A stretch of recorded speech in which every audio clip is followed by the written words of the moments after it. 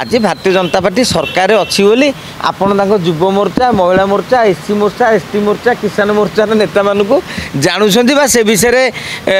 गोटे स्टोरी करने चिंता करुँच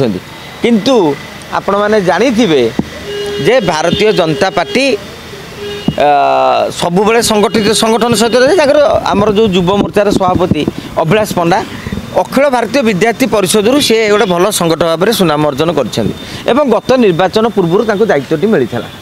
तेणु गोटे फुल टर्म आउ टे फुल टर्म दिगला से भाव में महिला मोर्चा सभानेत्री भी बदली ना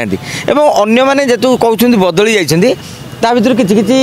नेता दी टर्म समीर महांती अमल थे पुणी मनमोहन सामल अमल जो पूर्व अमल थे तेणु यही भाव में सांगठिक पुनर्विन्यास चले आपड़ ये जानी था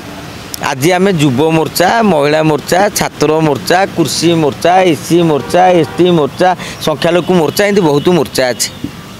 ताकर जो दिन केवल मीटिंग हुए आम जाने कि कौ दिन से गोटा प्रतिवाद करके डाकती प्रेस मीट आम जाने आज गोटा कृषि मोर्चार अच्छे ना भारतीय जनता पार्टी राजनीति मोहन मनमोहन को चारिपटे घूरी बुलियो बीजेडी राजनीति बबी पांडियान नवीन को चारिपटे घूरी बुलियो कांग्रेस राजनीति से भक्त दास चारिपटे घूरी बुलियो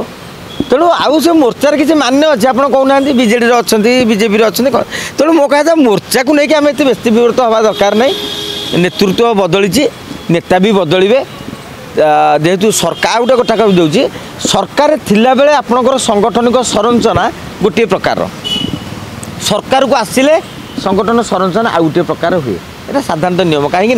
आपड़ जो विरोधी थे प्रतिदिन आंदोलन करने मौका खोजुवे कि सरकार हेले कौन से गोटे प्रसंग हेले केमी लुचिबे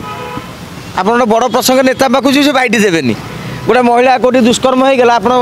महिला सभानेत्री पाखक जी आ बैठी पेनि कि आगुरी था कौन से नेत्री राजरास्तार घुराऊले तेणु ये सब गोटे सरकारी व्यवस्था नेतृत्व संगठन अलग एवं विरोधी थे अलग तेरे एभली किसी गुरुत्वपूर्ण खबर देखा चाहती आम चैनल को लाइक सब्सक्राइब और शेयर करूँ।